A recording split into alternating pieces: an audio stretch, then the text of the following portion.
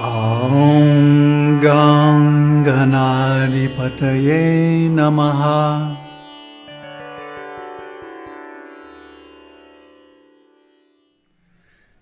Namaste. Welcome to the second sutra of the Brahma Sutras or Vedanta Sutras. And here we're going to explain that Brahman is the origin of everything. Janmadyasya yataha. Janma adi means the origin, etc., including sustenance and dissolution.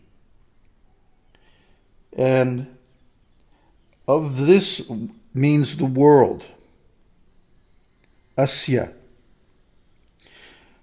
This is a code word in the Vedas for the phenomenal existence, and that is a code word for Brahman.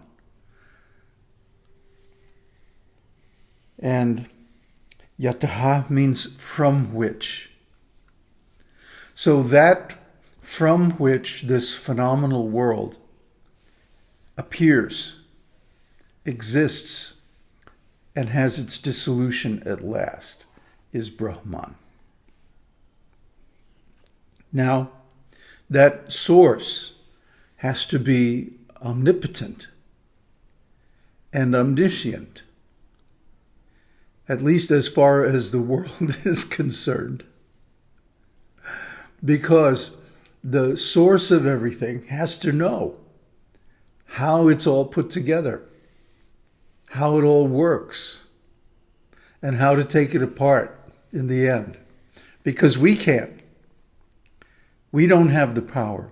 Although human beings would like to assume that they can destroy the world with atomic weapons, it's actually not possible. We don't have the power.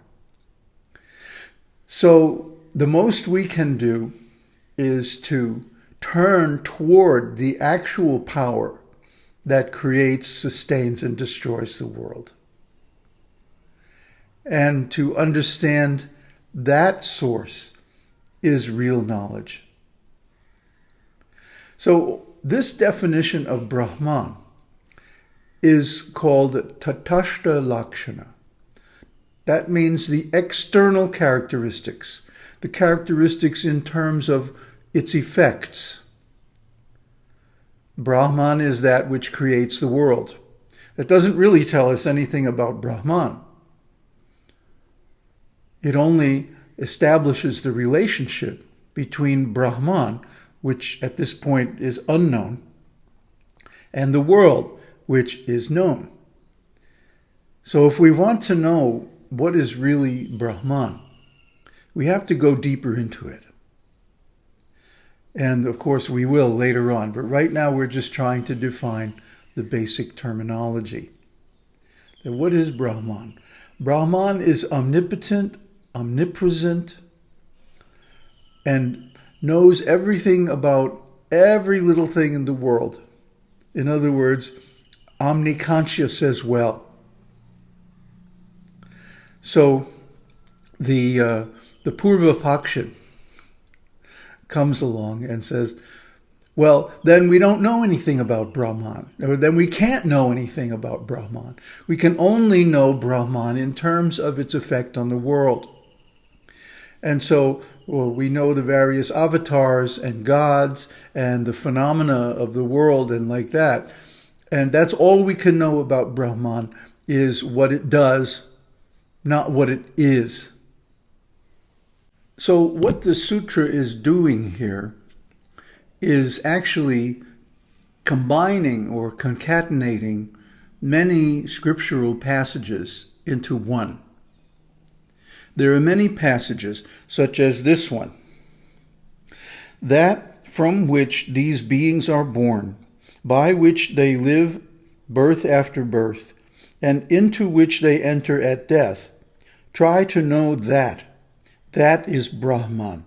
That's from Taittiriya Upanishad. There are many texts like that describing Brahman as the creator, maintainer, and destroyer of the world and the beings in it. So these are all condensed into this one aphorism, this sutra, Janmadyasya Yataha. And that is given as the first or a preliminary external definition of Brahman. But that doesn't mean that Brahman itself is unknowable or that it has no characteristics of its own. The internal characteristics are given in other scriptural quotes, which will be introduced in due course.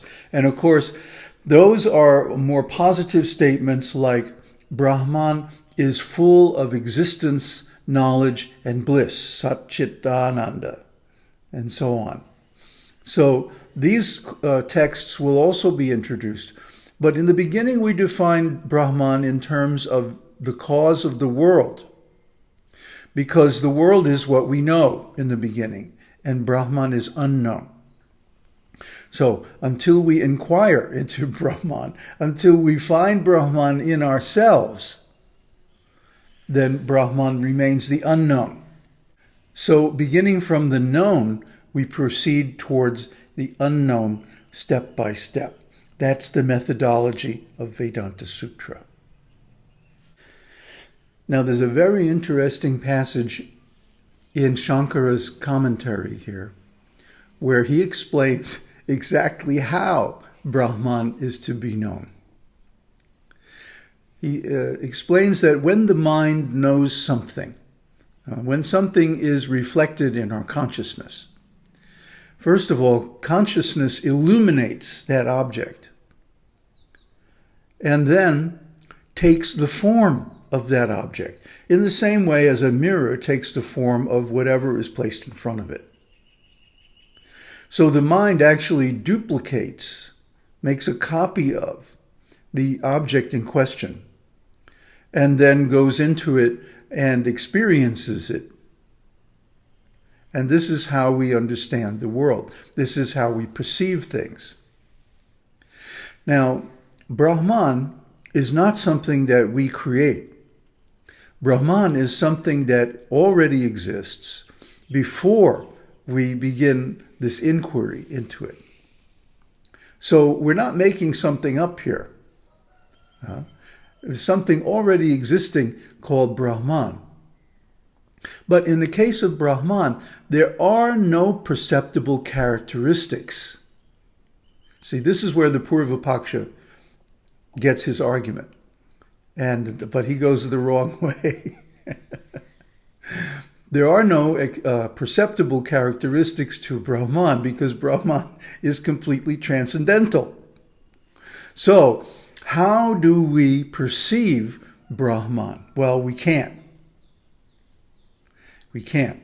But what we can do is that we can eliminate our ignorance about Brahman until there's no ignorance left. And at that point, since Brahman is already everything and pre-existent, we automatically, the mind or consciousness automatically assumes the shape and nature and qualities of Brahman. I think this is a very clever explanation because it totally mirrors the process of self-realization. In other words, self-realization is not something that we add to ourself. It's not something that we have to change to attain. That self-realization is our original real nature and our permanent being.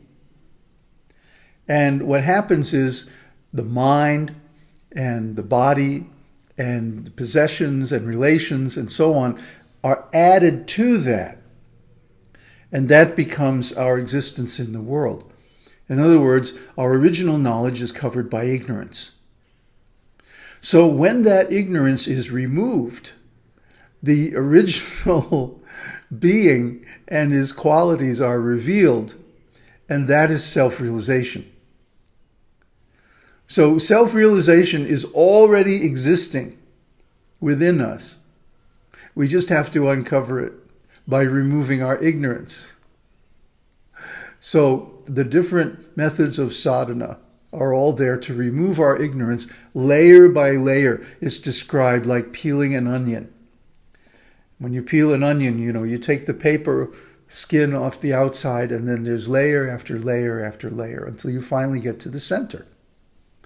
And the center is already there within the onion from the beginning. You just can't see it because it's covered by all those skins. In the same way, Brahman is there within us already, but we miss it because we're covered with so many layers of ignorance. Who I am, my birth, my family, my relations, my country, my politics, my job, my possessions. Oh my God, there's so much that we have to sweep away before we can cognize Brahman within. So this is the job that we have to do. Not to add anything or change anything about us, but rather to reduce our foreign growths, cancerous growths of ignorance until we come to the essence, and that's Brahman. Thus, there is a qualitative difference between the inquiry into Brahman and inquiry into anything external, such as the nature of the material world or phenomena or human beingness or even religious duties, dharma, which are meant for regulation of human society pursuant to the realization of Brahman. What we're trying to do by going through this scripture step by step is to reintroduce these ideas into human society. In other words, that God or Brahman has no perceptible qualities. You don't meet God walking down the street.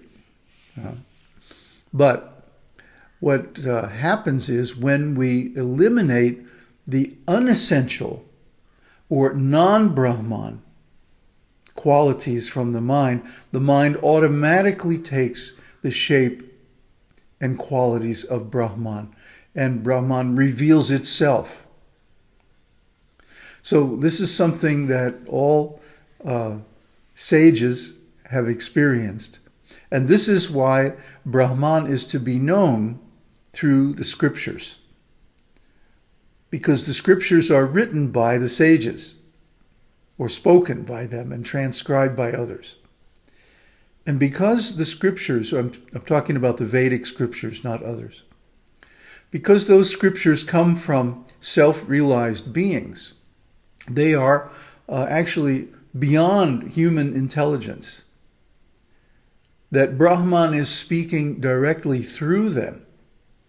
And just like Brahman has the power to create the world, actually, Brahman has all qualities, at least potentially, within it.